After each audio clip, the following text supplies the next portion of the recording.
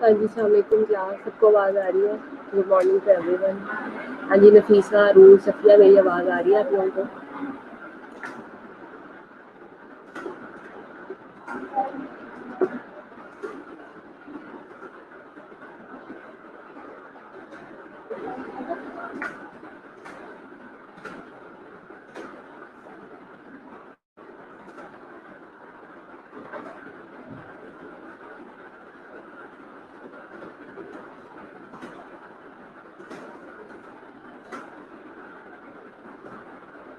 हाँ जी, कुछ ही देर में लेक्चर हम लोग स्टार्ट करते हैं। डेवलपमेंटल साइकोलॉजी का आप लोगों का जो है वो फर्स्ट लेक्चर है, दूसरा आपका जो है वो हेल्थ असेसमेंट है। ठीक है, तो सब लोग आप लोग प्लीज़ आ जाएँ ताकि हम लोग जो है वो अपना सेशन स्टार्ट करें। तो आपके पास जो फर्स्ट हमारा है डेवलपमेंटल साइकोलॉजी के अंदर, वो है आपकी साइको एनालिटिक थ्योरी। ये है सिग्मंड फ्रॉइड ने दी थी।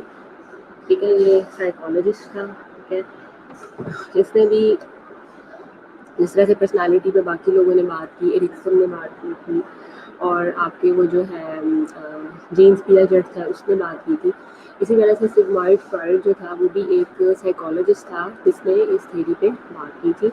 और इसका पूरा नाम जो है, फ्रॉड नहीं इसको कहना है, फ्रॉइड नाम है, सिग्मंड फ्रॉइड इसका पूरा नाम है। प्रोनाउंस आपने इसको इस तरह से करना है।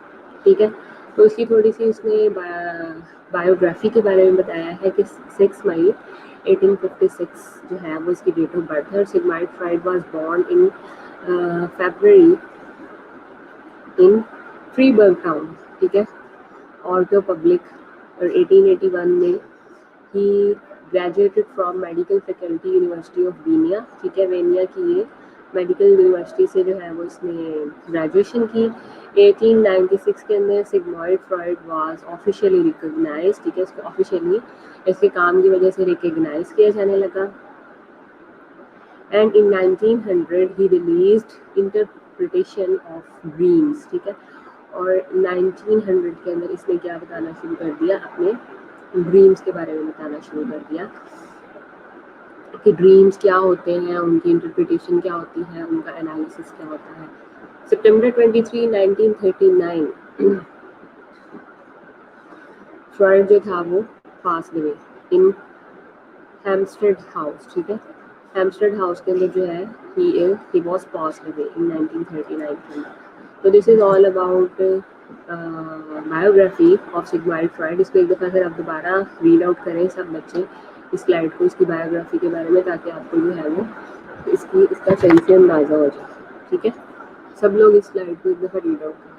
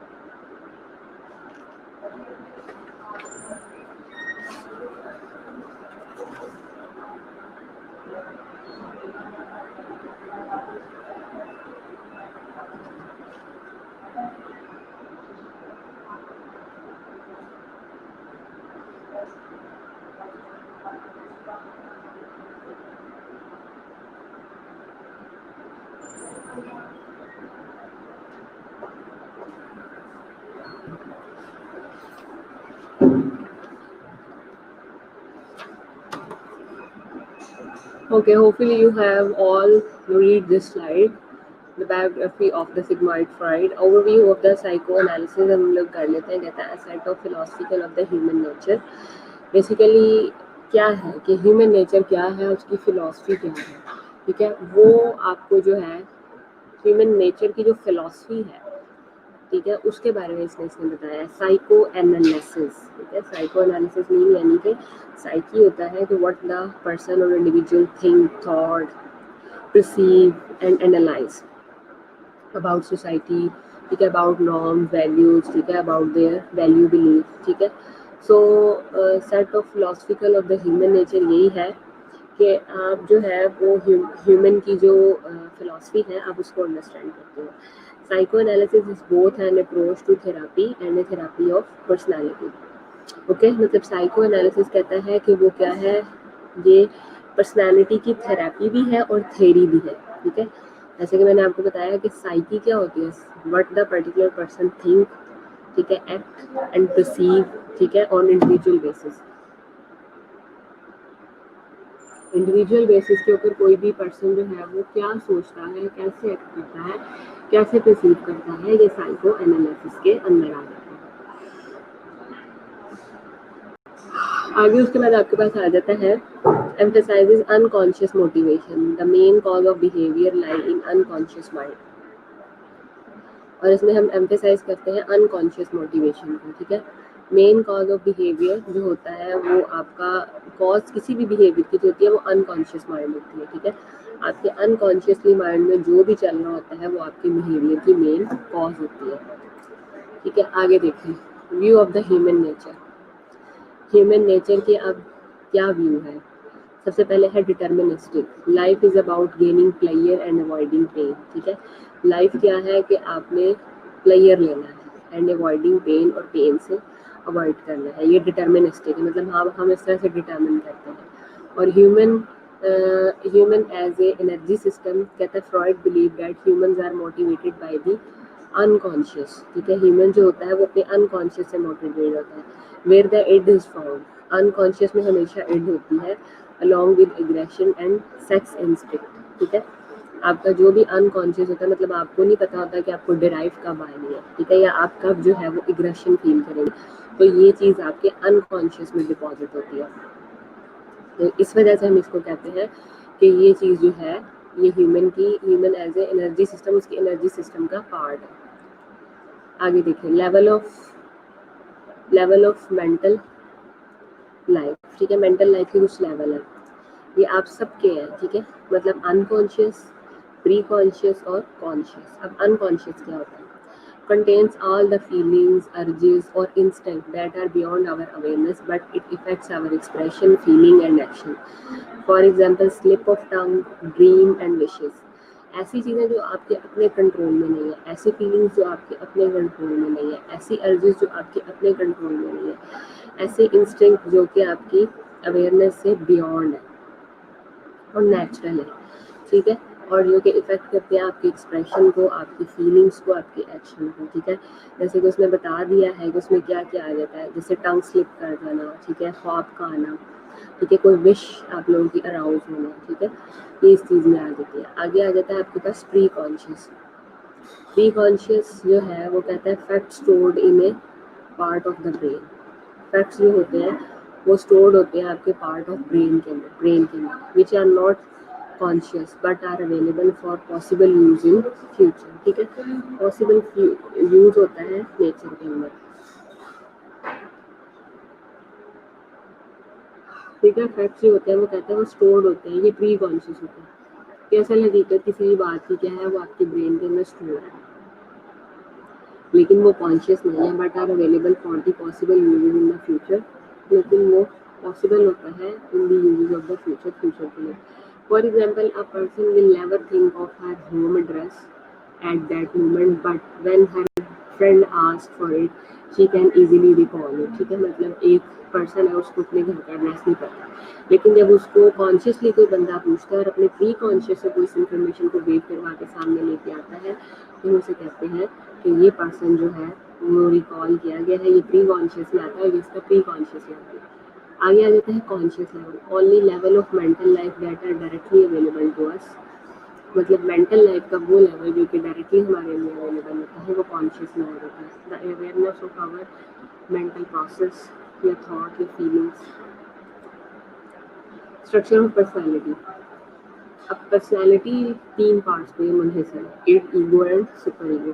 आइसबर्ग मॉडल अगर आपने कभी देखा हो तो, या टाइटैनिक का आपने मूवी ऑलमोस्ट सभी ने देखी है। आइसबर्ग मॉडल में ये था कि उसको जो आपका शिप था उसको जो नीचे गहराई थी उसकी, आपकी जो आइस थी नीचे जो डीप में उसकी पड़ा हुआ था सारा मैस बर्फ का, वो उसको नजर नहीं आया। ठीक है, वो जो टिप को देख रहा था एंड जस्ट वो ये कह रहा था कि मैं टिप की साइड से गुजर जाऊंगा and everything will be all right, but she और ही डोंट नो।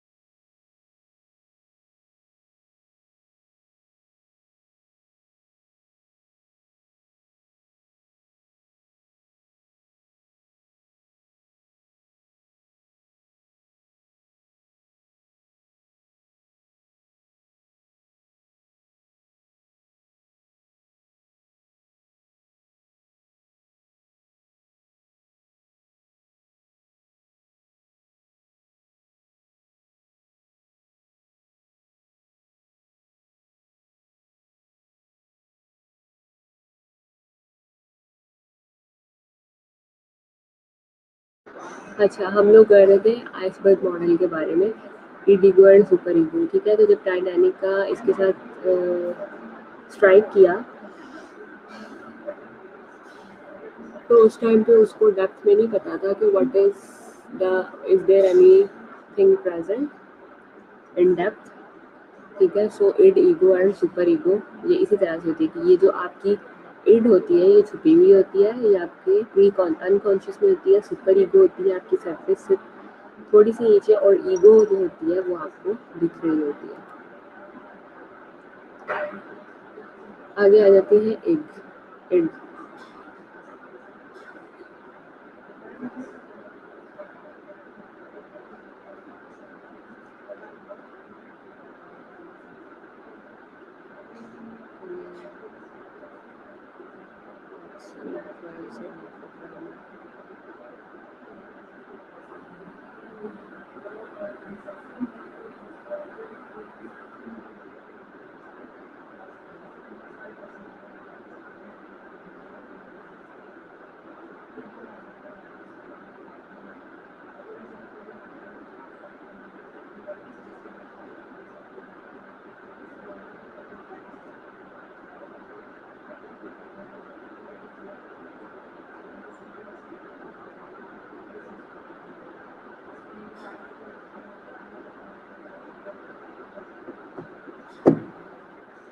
उसके बाद कहते हैं ऑपरेट्स ऑन प्लेयर प्रिंसिपल ठीक है। इनफैक्ट्स जैसे कि बॉन्ड होते हैं विद इड, अब इड आपकी कहाँ पे होती है, सबसे नीचे, सुपर ईगो और ईगो सबसे ऊपर।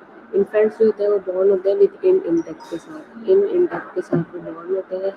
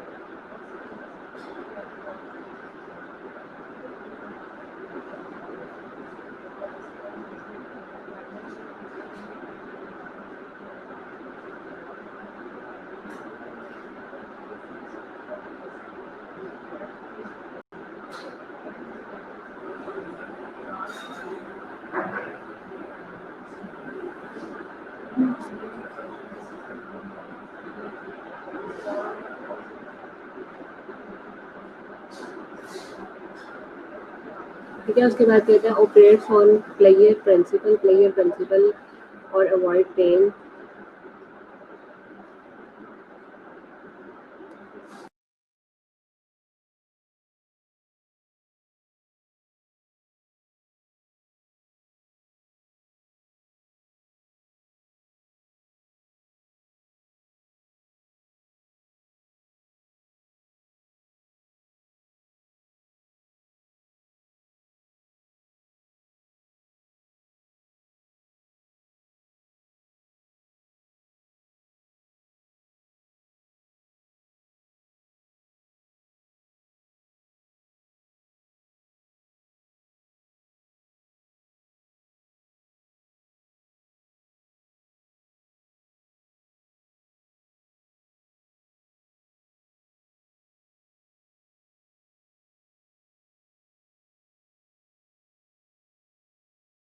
उसके बाद आगे वो कह रहा है driven by sexual and aggressive अर्ज।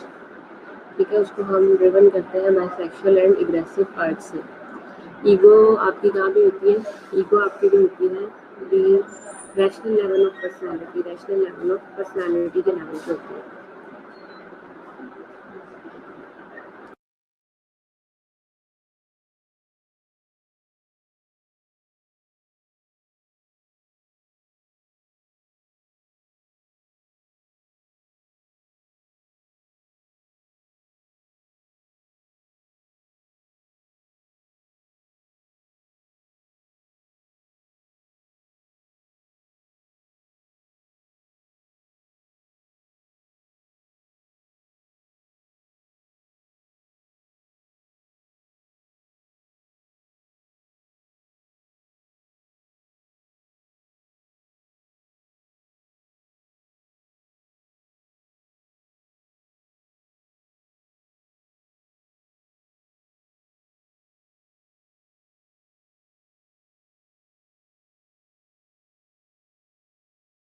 Rational level of personality ego में अब ये आ जाता है। ठीक है, ऑपरेट्स ऑन रियलिटी प्रिंसिपल पे बेस करता है। Does realistic and logical thinking, उसकी रियलिस्टिक और लॉजिकल थिंकिंग होती है। और ये बैलेंस होता है between id and super ego, id और सुपर ईगो के बीच में। ये देखिए पर्सनैलिटी, सुपर ईगो जो है ये क्या है, personality unconscious operates on moral principle, यानी सुपर ईगो जो कि आपकी सरफेस से थोड़ा सा नीचे होती है वो आपकी मॉरल प्रिंसिपल पे बेस करती है। Able to differentiate between good bad right and wrong, मिसाल के तौर पे आपको लगता है कि मुझे अपनी फ्रेंड्स के साथ बुरा नहीं करना चाहिए, अच्छा करना चाहिए। ठीक है, मुझे उसकी किसी कोई भी चीज़ स्टील नहीं करनी है आपने। ठीक है, अगर वो मौजूद नहीं है, ठीक है, किसी जगह पे भी जो है उसका राइट जो है वो वॉयलेट नहीं होना चाहिए। ठीक है, अगर आपको मतलब आप अगर राइट पे हैं, ठीक है, तो आप जो है आपको खुद महसूस हो जाएगा। ठीक है, मतलब जहाँ पे मोरालिटी के प्रिंसिपल्स आ जाएंगे वहाँ पे आप लोग जो है वो थोड़ा सा कॉन्शियस हो जाएंगे। आप कहेंगे कि नहीं मुझे भी पर्सनली ऐसे नहीं करना चाहिए। ठीक है। तो मतलब जहाँ पे थोड़ा सा मोरालिटी का आ जाएगा एलिमेंट, तो वहाँ पे आप थोड़ा सा जो है मतलब खुद ब खुद कहते हैं ना अपने ज़मीर की आवाज़ जिसे कहते हैं, वो सुपर ईगो के अंदर आ जाती है। People follow their super ego, they will feel proud, but if they don't follow they will feel guilty and anxious. वही जिसे कहते हैं ना, जैसे हम लोग कहते हैं कि मिस्टर एक्स का तो ज़मीर सोया हुआ है या मिस वाई का तो ज़मीर सोया हुआ है, ठीक है।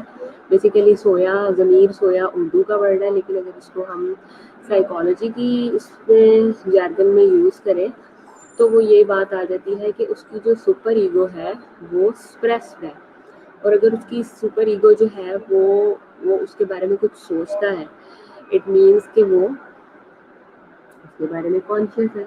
और अगर वो उसके बारे में नहीं सोचता तो कि उसके बारे में कॉन्शियस नहीं है। ये देखें, ये एग्जांपल है। मिसाल के तौर पे हमारी सुपर ईगो क्या थी, सर्फिस से थोड़ी सी नीचे। I am on a super diet, मतलब कि जब आप प्रोफिशिएंसी की तरफ जाते हो, जब आप परफेक्शन की तरफ जाते हो, ठीक है। अगर जुनैरा है, बिनिश है, मारिया है, अरूज है, अगर इन लोगों को लगता है कि भाई हम बैलेंस डाइट ले रहे हैं, हम प्रोटीन भी ले रहे हैं, हम कार्बोहाइड्रेट्स भी ले रहे हैं, ठीक है, हम गुड फैट्स भी ले रहे हैं, हम डेयरी प्रोडक्ट भी ले रहे हैं, तो इट मीन्स कि दे आर कॉन्फिडेंट, उनका ज़मीर उनके साथ मुतमिन है, ठीक है। मतलब उनकी सुपर ईगो सेटिस्फाइड है कि वो एक सुपर डाइट ले रहे हैं, ठीक है। अब ईगो यहाँ से होती है, ईगो होती है आपकी जो कि सबसे ऊपर होती है। Yeats a small balls of chocolate, यदि आपको पता है कि मैं अगर ज़्यादा चॉकलेट खाऊंगी तो मैं ज़्यादा कार्बोहाइड्रेट्स ले लूँगी, मेरा वेट गेन हो जाएगा, थिंग्स लाइक दैट। इट जो कि सबसे नीचे होती है। I want to eat chocolate, कि मतलब आपकी एक अर्ज है, आपकी एक विश है, यू वॉन्ट टू डू, ठीक है, I want to eat chocolate. यानी ईगो आपकी कॉन्शियस में और इड आपकी अनकॉन्शियस में और सुपर ईगो आपकी प्री कॉन्शियस में, ठीक है। आगे है साइकोसेक्सुअल स्टेजेस।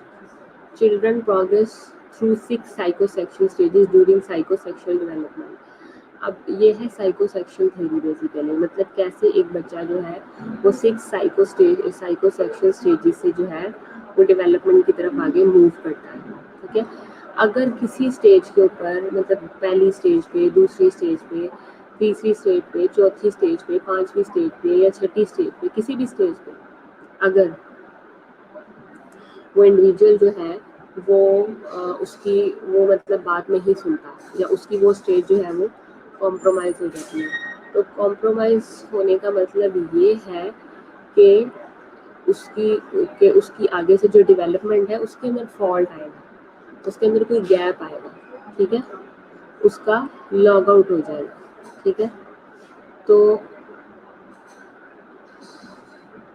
लिहाजा हम क्या करते हैं कि जो सारी 6 की 6 स्टेजेस हैं उन पे से सक्सेसफुली पास ऑन करना बहुत ज़्यादा ज़रूरी है, ठीक है।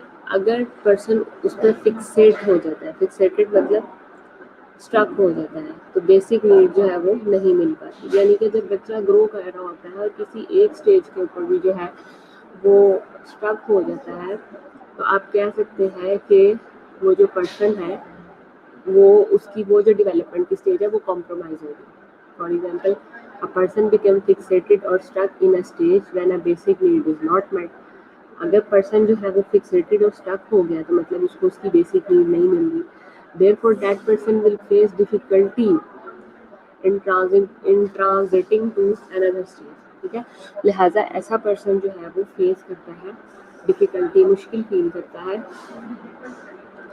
कि वो ट्रांजिट करे किसी और स्टेज के ऊपर, ठीक है। आगे देखें, आगे आ जाता है Freud psychosexual stage of development. Oral है 0 to 2, एनल है 2 to 3, फैलिक है 3 to 7, लेटेंसी है 7 to 11 ईयर, और जेनिटल स्टेज होती है 11 से लेके अडल्ट तक। इस स्लाइड को, इस चार्ट को गौर से देखें, इसकी डिस्क्रिप्शन को पढ़ें, इन स्टेजेस के नाम को रिकॉल करें 4-4 दफ़ा, ठीक है, फिर इसके ऊपर हम बात करते हैं। You have only 5 minutes to recall and read this slide again and again. Hurry up, getting my point, start your time now.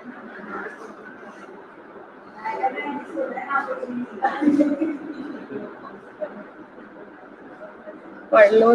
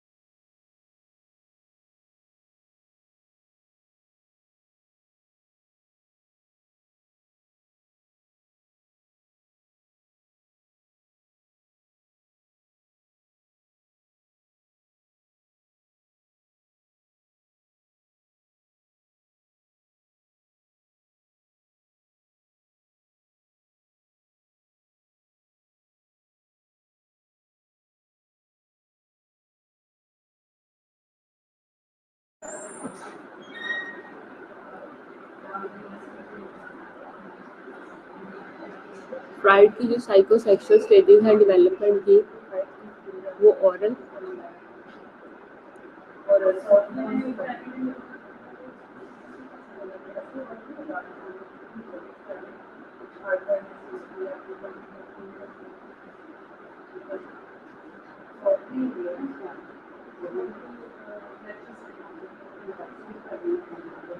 Zero से लेकर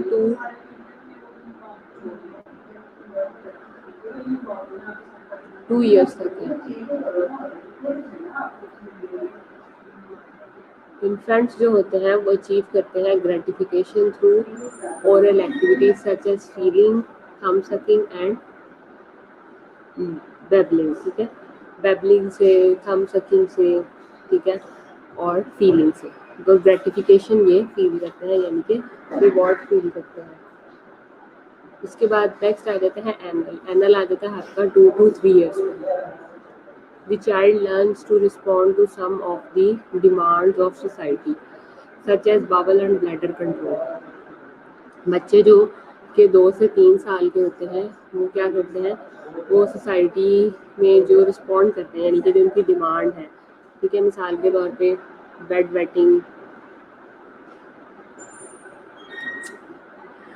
वेटिंग और ये जो बावल कंट्रोल है, ये सारा का सारा जो होता है वो आपकी एनुअल स्टेज पे आता है 2 to 3 years के ऊपर। उसके बाद नेक्स्ट आ जाती है आपके पास फैमिली स्टेज जो होती है 3 to 7 ईयर की होती है। The child learns to realise the difference between male and female. Child जो होता है जब रियलाइज करता है डिफरेंस को between males and females and become aware of sexuality, और सेक्सुअलिटी के बारे में वो अवेयर होता है। लेटेंसी आपकी होती है 7 to 11 ईयर ऑफ एज के अंदर, ठीक है। इसमें चाइल्ड आपका जो होता है वो कॉन्टिन्यूसली जो हर डेवलपमेंट बट सेक्सुअल अर्जिंग है रिलेटिवली क्वाइट, ठीक है। लेटेंसी में जब बच्चा 7 से 11 साल का होता है तो उसकी जो सेक्सुअल अर्जिंग होती हैं वो उसका अराउजल नहीं होता। नेक्स्ट स्टेज का नाम ही क्या है, जेनिटल, यानी कि adult. The growing adolescents shakes off old dependencies and learns to deal maturely with the opposite sex के साथ, ठीक है। मिसाल के तौर पे अब हम इसको डिटेल में पढ़ते हैं। फर्स्ट ऑफ ऑल आपके पास आ जाती है number 1 oral stage. Oral stage का क्या मतलब है? ऑरल स्टेज आपकी बर्थ से लेके 18 मंथ्स तक स्टार्ट होती है। Player centre on the mouth. जो प्लेयर सेंटर होता है वो आपके माउथ के इर्द गिर्द होता है, क्योंकि छोटा बच्चा है, उसने मदर फीड करनी है, बॉटल फीड करनी है, तो उसके लिए उसका फीडर से उसको बहुत प्यार होता है, ठीक है। उसके फीडर को कोई हाथ भी लगा ले, कोई दूसरा देख भी ले, ठीक है, या पकड़ भी ले, तो वो क्राई करना शुरू कर देता है, क्योंकि उस टाइम पे उसकी स्टेज ऑरल है और उसका जो सोर्स ऑफ प्लेयर है उसके मुंह के इर्द गिर्द घूमता रहता है, अराउंड द माउथ होता है, ठीक है। बाइट करना, जैसे कि आपके पास ये जो बेबी बाइटर्स होते हैं, चूसनी वगैरह और दूसरी चीज़ें, ठीक है, जब वो दांत टीथ इरप्शन की इसकी स्टेज होती है, तो उसका सेंटर सारा का सारा ये होता है। अब अगर फिक्सेशन आ गई है, number 1, if the child is over stimulated in this stage as an adult, he or she may become dependent on cigarette or alcohol, become chatterbox or derive pleasure from acquiring possessions, collect things, ठीक है। अगर तो उसकी fixation हो गई है stage के ऊपर, तो वो बच्चा क्या करता है कि वो उसका माउथ के जैसे जैसे वो बड़ा होगा, तो बड़े होने पे उसको सिगरेट की लत लग जाएगी, ड्रिंक करना शुरू कर देगा। क्यों? क्योंकि इसका सोर्स ऑफ प्लेयर उसके माउथ के इर्द गिर्द है, ठीक है। पान खाना शुरू कर देगा, ठीक है। तो दिस इज़ ऑल अबाउट कि अगर वो स्टेज आप सक्सेसफुली फिल नहीं करते हो, किसी वजह से पेरेंट्स जो है वो अवॉइड करते हैं, कोई और रीज़न होती है, तो इन सब रीजंस की वजह से जो है वो उसकी ये स्टेज जो होती है वो कॉम्प्रोमाइज़ हो जाती है। तो फिर जब वो अडल्ट स्टेज पे जाता है तो वो इस किस्म की जो है वो बैड थिंग्स में इंडल्ज हो जाता है। Number 2, if the child is under stimulated in this stage as an adult, he और she will make bitingly sarcastic remarks और बी आर्गुमेंटेटिव, ठीक है। और अगर अंडर स्टिमुलेटेड रहता है, पूरी तरह से उसकी इस स्टेज की स्टिमुलेशन नहीं होती, ठीक है, तो जब वो अडल्ट होगा तो वो चाहे लड़का हो या लड़की हो, वो क्या करेगा? स्कारिस्टिक्स रिमार्क्स देना शुरू कर देगा, आर्गुमेंटेटिव रहेगा, ठीक है, हर बात में आर्ग्यू करना, हर बात में जो है वो सेक्रेसिटी फील करना, इनसिक्योरिटी फील करना, ठीक है, एंड रिमार्क्स देना, आर्गुमेंट करना, ठीक है। तो मतलब उसको क्योंकि वो अंडर स्टिमुलेटेड रहेंगे, तो अंडर और ओवर दोनों के नुकसान।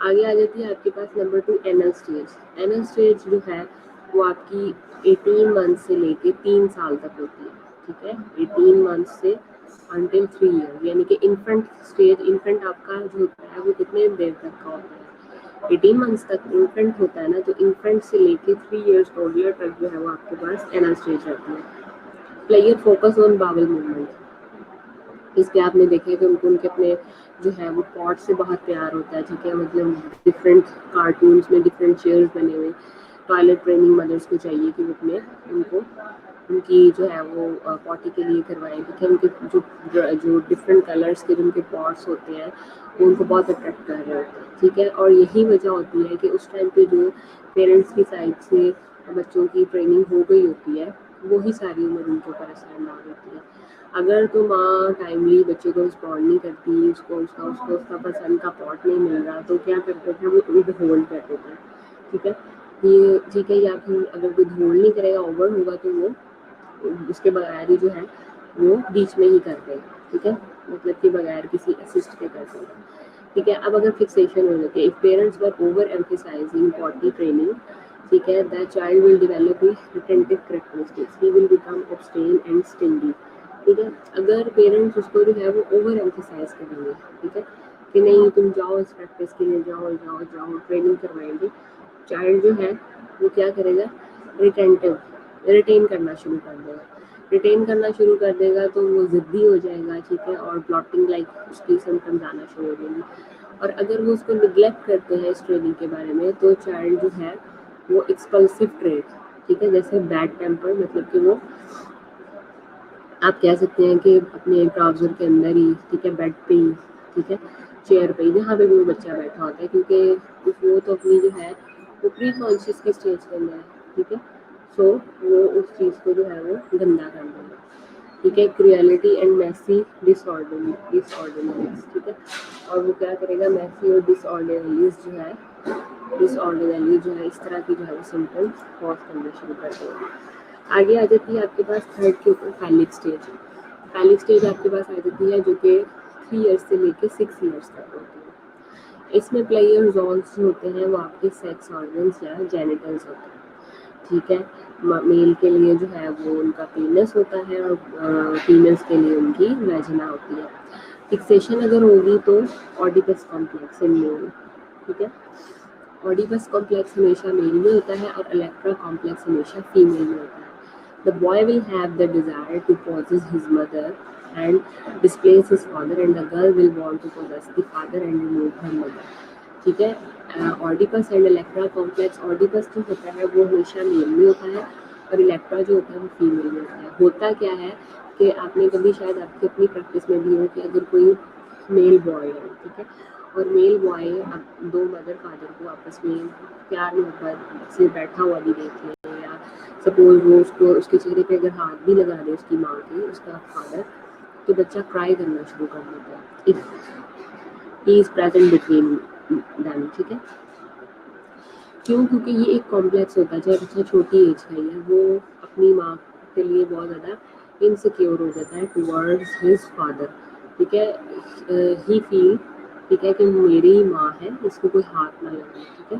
वो क्राई करना शुरू हो जाता है उनसे, जस्ट लाइक जैसे मेल गर्ल फीमेल गर्ल्स होती हैं, फीमेल गर्ल्स जो होती हैं वो अपने फादर के साथ बहुत ज़्यादा अटैच होती हैं। और अगर इस स्टेज के ऊपर उनकी मदर उसके फादर के चेहरे पे हाथ लगाना शुरू कर दे, ठीक है, या अब उसके सामने जो है वो उनके साथ भी इवन बैठ जाए, ज़्यादा क्लोज होके बात करना शुरू कर दे, तो यू विल फील कि वो जो मदर जो बच्ची है, जो फीमेल गर्ल है इस एज की, वो इनसिक्योर फील करना शुरू कर देती है और उनकी मदर को डेटा साइड करने की कोशिश करती है, मतलब कि अपोजिट जेंडर एक दूसरे को अट्रैक्ट करते हैं ना। तो इस सूरत में इसीलिए कहते हैं कि जो बेटे होते हैं उनका आइडियल उनकी मदर होती है, और जो बेटियां होती हैं उनके लिए उनकी आइडियल पर्सनैलिटी उनका फादर होती है, अपोजिट जेंडर में, ठीक है। तो दिस इज बेसिकली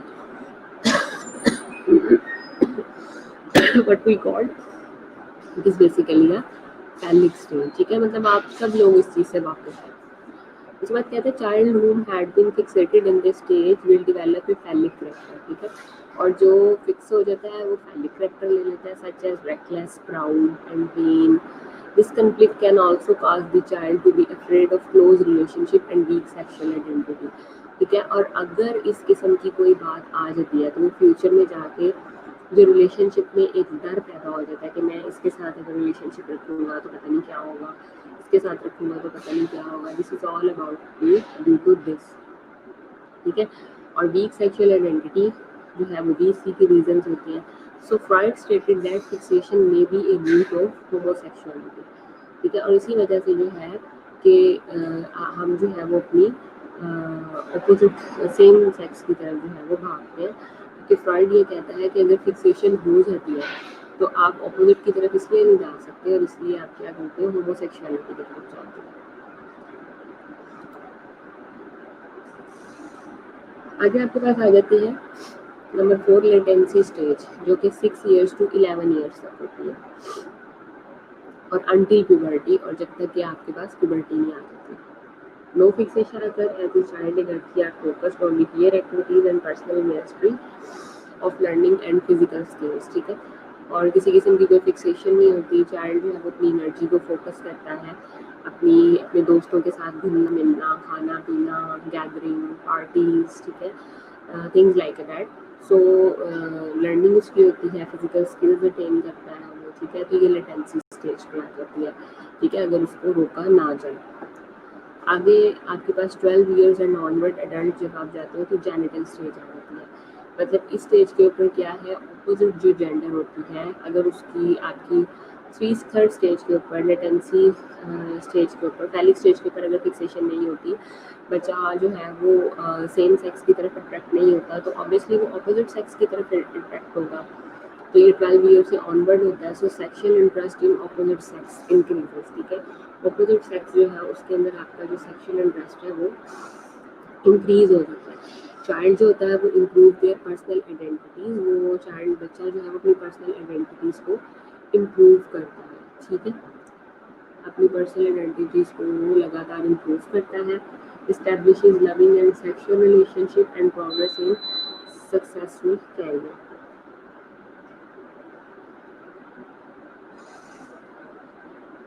और वो प्रोग्रेस करता है अपने आप के सक्सेसफुल कैरियर्स को, ठीक है। फिक्सेशन अगर आ जाती है तो फ्रिजिडिटी आ जाती है, ठीक है, इम्पोर्टेंस आ जाती है, अनसेटिस्फैक्ट्री रिलेशनशिप आ जाती है। डिफेंस मैकेनिज्म आ गया है। डिफेंस मैकेनिज्म डिफरेंट तरह के होते हैं।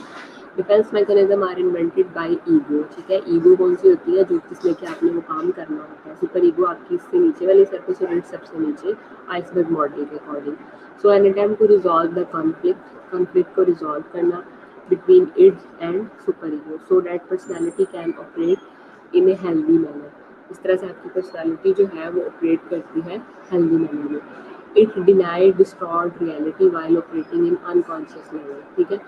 ये जो डिफेंस मैकेनिज्म होता है ये डिनाई करने में भी हेल्प करता है, डिस्टॉर्ट करने में भी हेल्प करता है। If it is used once a while the purpose of using it to reduce stress, ठीक है, तो हम स्ट्रेस को रिड्यूस करते हैं। But if it is used frequently it means the individuals are trying to avoid facing reality।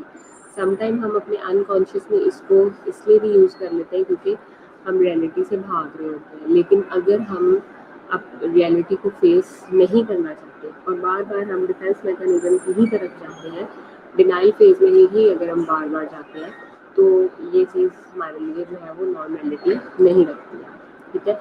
Depression जो है वो फर्स्ट आपका है इसके अंदर डिफेंस मैकेनिज्म। सो ये जो फर्दर जो अदर डिफेंस मैकेनिज्म की टाइप्स है वो मैं आपको नेक्स्ट लेक्चर में पढ़ाऊँगी। अभी आप ये डिफेंस मैकेनिज्म की स्लाइड को रीड आउट करें, ठीक है, ताकि मैं आपसे इस और अभी तक जो मैंने कंटेंट पढ़ाया अगर उसमें कोई क्वेश्चन है तो वो आप मुझसे पूछें, तो फिर हम जो है वो इसके ऊपर बाकी सेक्शन जो है वो नेक्स्ट मार्क करेंगे।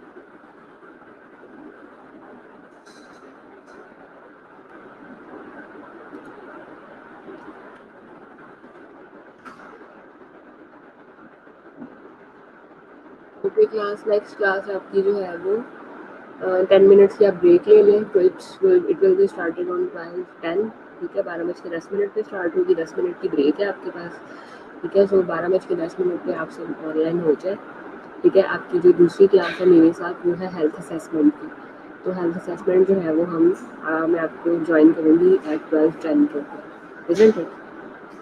Okay, wish you best of luck.